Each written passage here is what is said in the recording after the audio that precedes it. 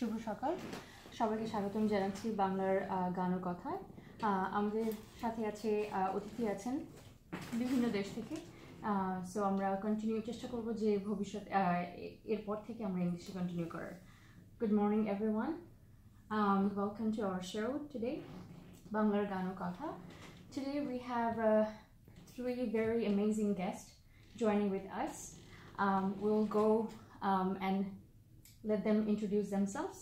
But just so you know that today we are going to talk about mothers, and it's one of the very beautiful word in the world. So we will go over to our guests.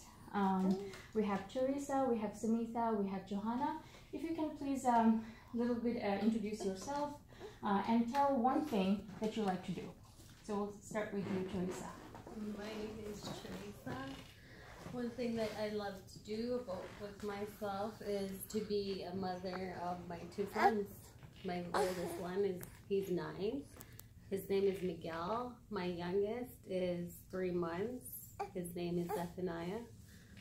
And I enjoy being a full-time mother at the moment until I get back to the school. Great. Hi, my name is Sumita, and I'm in Saskatoon since the past 1.5 years. And something that I truly love to do is dance. That's my passion, and apart from that, the best thing is being a mother, like she mentioned earlier. It's the best thing. I have 2 children. I have 2 beautiful daughters, and being their mother and doing everything for them is the best thing that I can do, and that's my favorite thing. Yeah. Oh, good morning. I'm Johanna, and I'm a mother of 4 and a grandmother of 5, and I think what I enjoy the most is going to the playground with my grandchildren and playing outside with them, which happens quite often, so I really enjoy that. Great. Also, a little bit introduction of myself. My name is Farzana. I will be hosting this show today. And to support me, I couldn't do this show without my support, Pritam and Jevunessa. So kudos to them. So thank you for introducing yourself, and most importantly, thank you for coming to join us. As we mentioned, that today our show is about motherhood and all the joy, all the challenges that come with it. So I will just quote from Robert Browning, as he mentioned about motherhood, that motherhood is a word that all love begins and ends there. And having kids, the responsibility of rearing good, kind, ethical, responsible human beings is the biggest job anyone can embark on. So I have so much respect for all of you. I don't have any children myself, but I do have so much respect. And I think being a mother, I'm sure you can tell better, but you're always going to wonder if you're doing things wrong. But that's what it means to be a mom, to care so much about someone else that you just want to be as perfect as possible. And we know that it's a constant call to be on the feet, and it takes someone brave to be a mother, someone strong to raise a child, and someone special to love someone more than herself. So we will, again, go over to you. The floor is totally for you. So let's take a turn, and if you can tell about your experience during these or previous pregnancies. So we'll start with Teresa. Okay. My first pregnancy was my first one with Miguel. It was good. I had so much support. I was in high school at the time at Nutana, and I had a support that was called Jacoby Sack Center, and they've helped me with my nutrition. They helped me with childcare. There was even a daycare in the school at Nutana, so it even made it easier, like way easier for me at the time, because I was allowed to go back to school right after I had my baby, and I was allowed to breastfeed, so I continued with that. But with this pregnancy, it was way much harder now that I'm older, and the morning sickness, that was so bad with this one. But I still had the support I needed, because now that I'm a woman, my support came from the Mother Center, my full support. The Mother Center helped me with so much. I was, well, how would I say this? by myself at a time. I was by myself at the time. When I went there, I was just working, and we did so much training that helped me have my experience with my labor more experienced than I was with my first. And I was allowed to help myself with my breast, like with my, I wanted to breastfeed my son.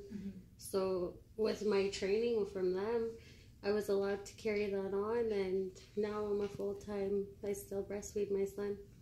And he's 3 months. And he's a beautiful baby. Yes. Because I know our listeners cannot see, she is a beautiful, very precious baby. So we'll go over to Sumita, and if you can please tell us a little bit about your experience during these and previous pregnancies. Yeah, sure. So I have 2 kids. My older daughter, her name is Katie. When she was born, I was back in my home country, which is Bahrain. And I had my parents, my brother, I had my friends, family. I was born there, so I had all the support that I wanted. I had everything, and it was very easy pregnancy, and my postpartum experience was pretty okay because I had a lot of support from everyone. Whereas this second pregnancy, which I just gave birth 1 month back, actually tomorrow she's going to turn 1. Her name is Deleza. So it was totally different from the first one. I have no help at all, and my husband's there with me, but apart from that, my family side, no one could make it. So it's very hard doing everything alone, especially with having a toddler, a 4-year-old toddler around me. She's pretty active. So it's hard to manage the motherhood, to entertain a 4-year-old who's extremely active and she loves to do activities, and then a newborn child.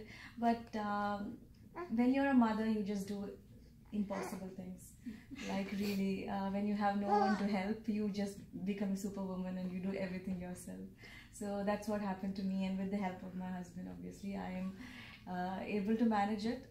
But I would say it's more difficult this time, and my postpartum experience is also a little bit different this time. A lot of mood swings and everything, but I'm somehow able to manage it, and I'm doing good now. Yeah. That's why mothers are the bravest. Yes, they are truly the bravest. We'll go over to you, Johanna.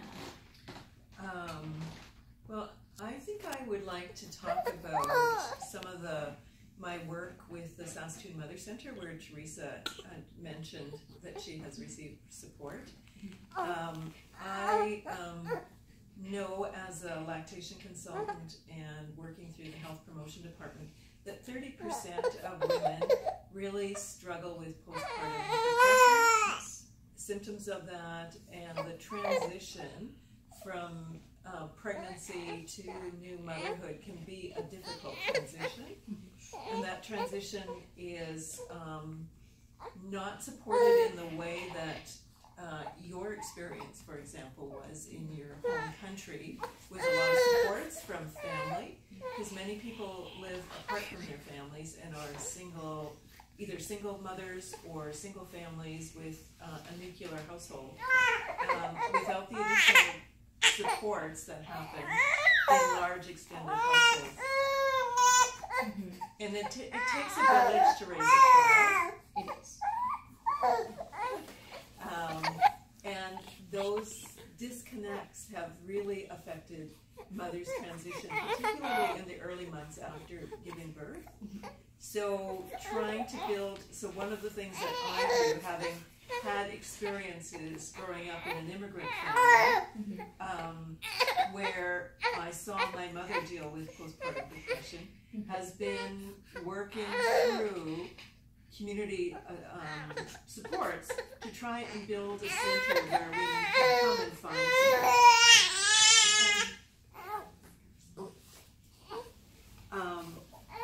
So at the Saskatoon Mother Center, we have created peer support, so mothers with some breastfeeding training are there to support women to breastfeed.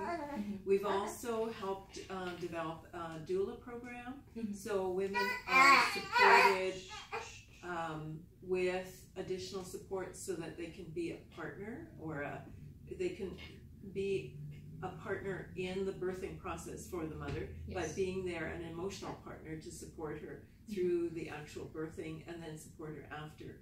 So trying to build those kinds of supports into Saskatoon at a community-based level with the Saskatoon Mother Centre located at Station 20 West has been one of the projects that I've worked on for the last probably 8 to 10 years. That's great. Thank you everyone for sharing your experience with the pregnancy. And it's true that as I can see from all of your experience, that support is a huge factor in postpartum, and also even throughout the pregnancy as well, whether that support comes from your spouse or partner, or from your family, or from the community. So I know, Joanna, you mentioned a little bit about postpartum, and I think that was my second question, because we know for those who don't know the term baby blues, it's actually used to describe the flood of feelings a mother experiences shortly after giving birth.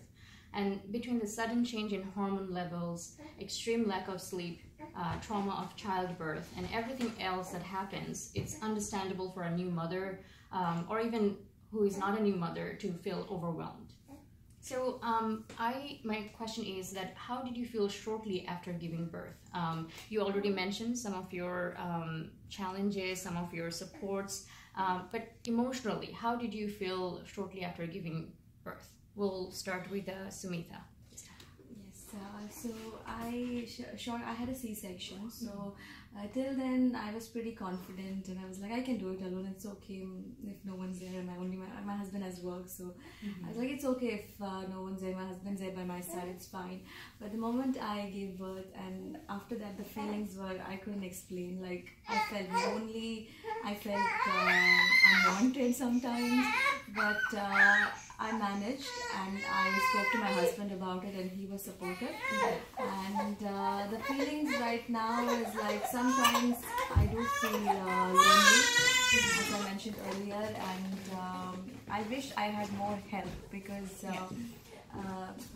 like I mentioned earlier, I have a toddler, and lack of sleep, like truly no sleep at all. Barely, like in 24 hours, maybe 3 or 4 hours altogether in 24 hours I get to sleep in breaks. So it was a hard experience, and it still is, but I'm overcoming. It's just hardly a month, so I'm sure, I'm pretty confident that I'll overcome that.